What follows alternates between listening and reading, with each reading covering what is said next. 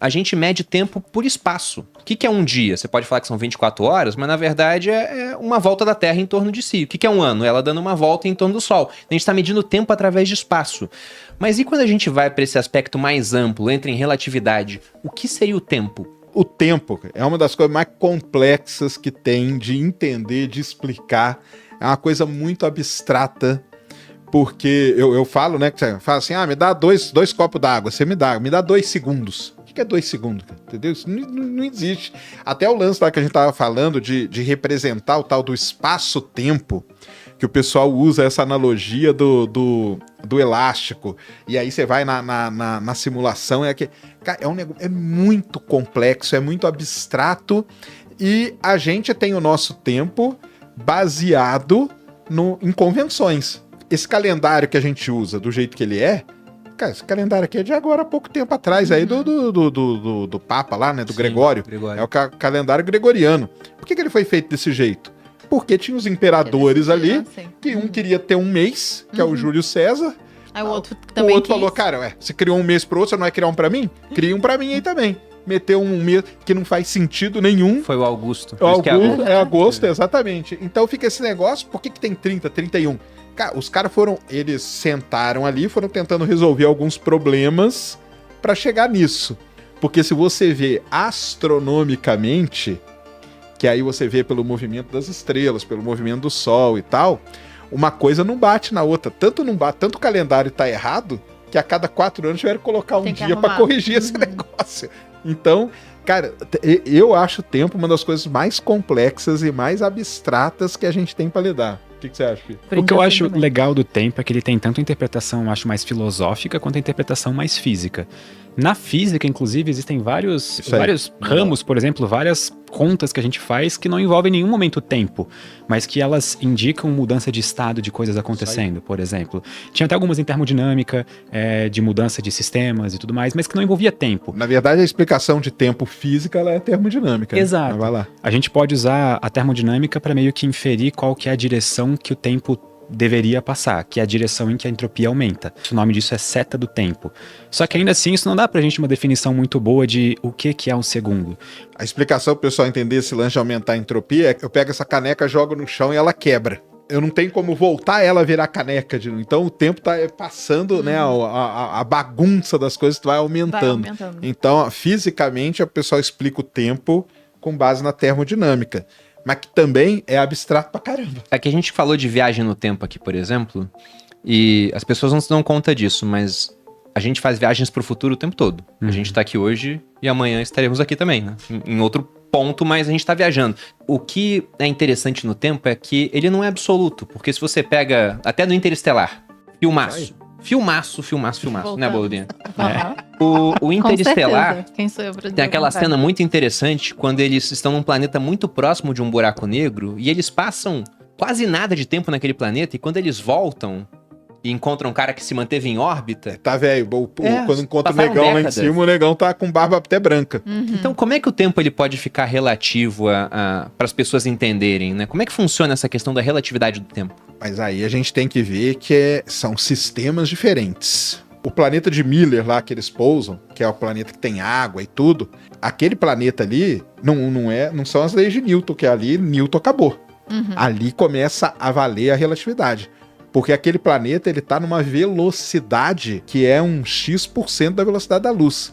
Então chega um determinado ponto que a física newtoniana, que rege aqui o nosso... ela não vale mais. Aí você entra na física relativística. E aí quando você entra no sistema relativístico, aí as coisas mudam. E aí o tempo começa a ter esse efeito aí, que aparece no filme lá e aparece em qualquer sistema.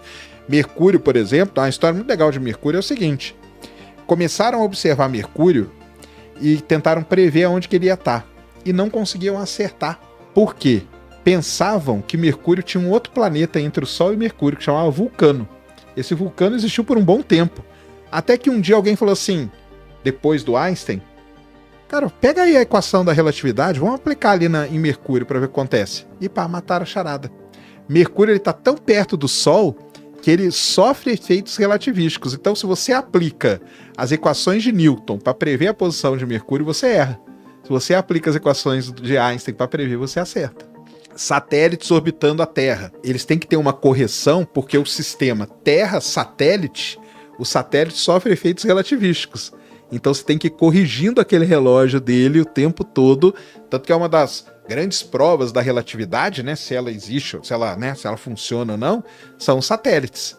O atraso que vai dando no relógio dele que você tem que ficar ali corrigindo. O lance do tempo ser relativo ou não depende do que sistema que você tá. A própria passagem do tempo, a nossa noção humana de passagem do tempo, ela também parece variar de indivíduo para indivíduo. Vocês provavelmente não experienciam segundos como uma coisa constante ao longo do dia de vocês.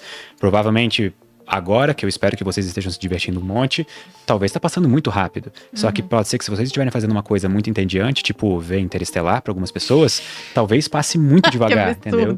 Então, até isso influencia, eu acho que talvez seja um pouco mais uma interpretação mais filosófica do tempo, talvez. É o famoso vontade de ir no banheiro. Quando você tá com muita vontade, o tempo passa mais devagar. Exatamente. Isso funciona para várias situações do nosso dia, em que, de certa forma, parece que a nossa condição, nosso estado mental influencia um pouco na nossa percepção de passagem do tempo. Por exemplo, aquela sensação de quando a gente olha para um ponteiro do relógio, de parecer que a primeira mexida do ponteiro parece que dura muito mais do que todas as outras subsequentes.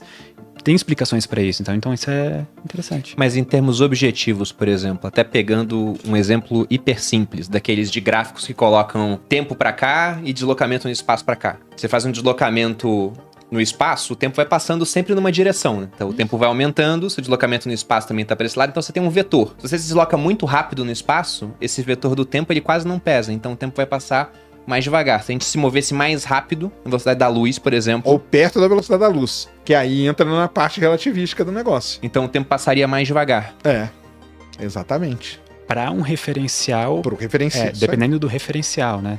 Então, vamos... pra quem tá lá, tá passando igual. Quem tá se movendo naquela velocidade. Exatamente. A NASA fez um experimento desse com 2 astronautas. O Mark Kelly e o Scott Kelly, que são irmãos gêmeos. São irmãos gêmeos, é. O Scott Kelly passou 1 ano no espaço. 340 dias, né? Vamos aproximar para 1 ano. Então ele tava viajando a 27 mil quilômetros por hora, porque ele tava dentro da estação espacial. Ele tava mais rápido. E o irmão dele aqui na Terra. Sim. Ele tava mais rápido. Trouxeram os dois e foram fazer medidas. Aí, logicamente, o tempo que ele ficou foi muito pouco, mas quando fazem medidas muito precisas, viram que o envelhecimento dele foi um pouquinho menor do que o do irmão que ficou aqui na Terra. Esse é um experimento muito legal que a NASA fez, que é 1 ano no espaço, e ela levou o Scott Kelly justamente porque ele tem um irmão gêmeo aqui, que é o Mark Kelly, e que era astronauta também, só que já era aposentado. Então é uma outra grande questão aí que em cima da relatividade. Ele envelheceu um pouquinho menos mesmo do que o irmão. E seria possível a gente se mover ao contrário no tempo? Se mover ao contrário da seta do tempo, fisicamente falando? Aí tá pensando Alguém já no Nolan propôs? lá. Como é o filme louco? Não, aquele outro Tenet. filme do Nolan, o Tenet. Não. Esse negócio de o roteiro ir e voltar e acontecer simultaneamente nas duas direções.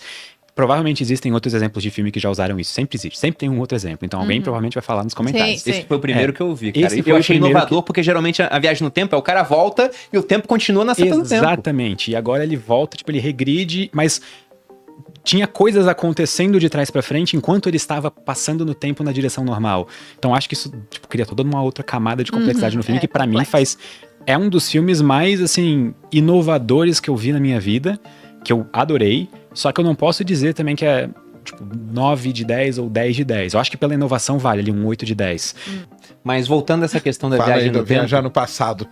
vocês conhecem teorias sérias que falam a respeito disso ou não? É muito mais um desejo que o ser humano tem, uma vontade, mas De viajar no tempo? não tem nenhuma base matemática. Não existe nenhum impedimento das leis da natureza de viajar pro passado.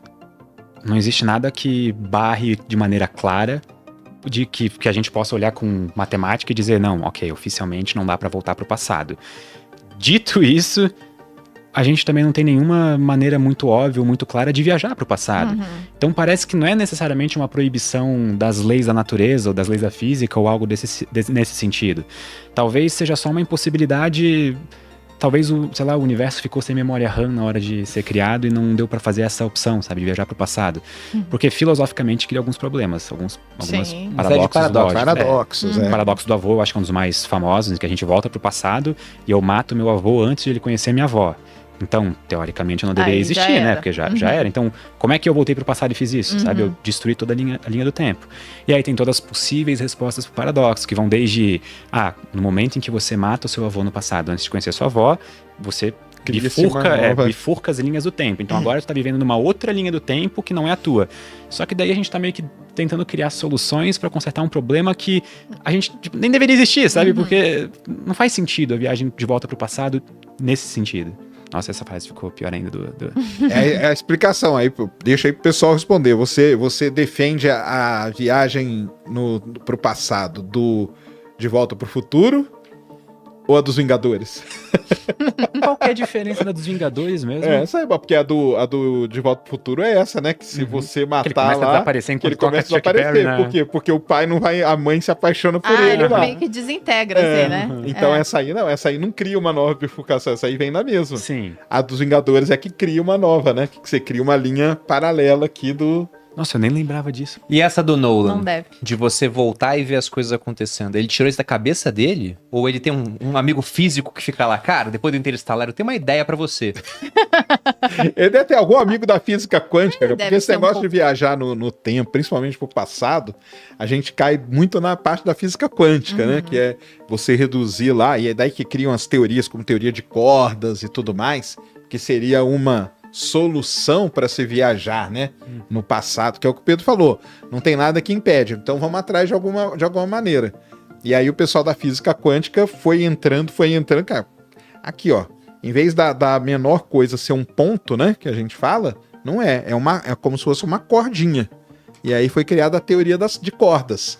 E dentro da teoria das cordas, lá das bramas, das coisas, você conseguiria viajar no passado, que é mais ou menos a linha dos Vingadores lá, né, com o Homem-Formiga e tal, que é meio baseado nisso. Eu acho que o Nolan, cara, tem algum amigo na física quântica, o Kip Thorne é amigo dele, né, Sim. desde o Interestelar.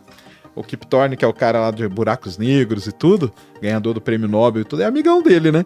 Então pode ter dado umas dicas aí pra ele baseado em física quântica. Porque eu acho que ali no Tenet ele deve estudar também, né, gente? Tem um fundo disso aí. Até se vocês forem perceber um pouco as obras do Nolan, quase todos os filmes Tem dele, física. desde o começo, abordam um tema em comum. Qual que vocês acham que é? Ele sempre Tem um negócio brinca com o tempo. com a passagem do tempo. deve- Aí a gente chega no Interestelar, a grande problemática do filme é o tempo. aham. Quando ele chega em casa, ou aquela cena mais impactante antes disso, quando ele tá na nave e vê a filha dele crescendo nos olhos dele e tudo mais, Sim. é o tempo. Depois do Tenet, o filme acontece pra frente e de trás pra frente, também é o tempo. Então eu acho que ele só usa isso, ele só usa esses conceitos da física pra criar talvez uma desculpa pra poder brincar com o conceito de tempo, sabe? Porque se ele só inventasse alguma coisa qualquer lá e fizesse o filme correr de trás pra frente e de frente pra trás, eu acho que o pessoal não ia comprar muito a ideia, sabe? Então, acho que não tem necessariamente uma justificativa física pra ele ter feito isso, e mais uma justificativa de suspensão de descrença mesmo, sabe? Sim. De criar uma obra... Mas eu acho que no fundo tem um embasamento, algum embasamento ali, até tanto que no Oppenheimer, o Oppenheimer era um cara da física quântica. Aquelas viagens dele lá é a quântica, né? Passando na cabeça dele. Eu acho que além do tempo, ele tá mais ligado até na física quântica. Sim. Ele Ele deve com ter. certeza ele tem um Uma pira. um amor pela área, assim, porque ele usa isso quase todo Aham. filme Com dele. certeza A ele gente tem. esqueceu de Inception, por Inception, exemplo. cara. É verdade. Inception, Fala é o tempo, tanto de tempo, totalmente. cada camada de sonho vai mudando a Exato. passagem do tempo. Então Eu tenho que rever esse filme. é muito bom. Mas essa questão do tempo que a gente tá explorando aqui, o que me chamou a atenção foi a primeira frase que você falou, Pedro. De que, olha, não há nenhum tipo de impedimento de que isso pudesse acontecer. E aí, já voltando àquela hipótese da simulação, onde parte de premissas, partindo da premissa que não tem nenhum tipo de impedimento, então a chance de alguém ter feito isso existe. Só que o poder desse cara é tão supremo, né? Se ele pode alterar a linha do tempo e criar linhas paralelas, que ele não vai deixar isso comercialmente acessível para as pessoas. Será que já existe?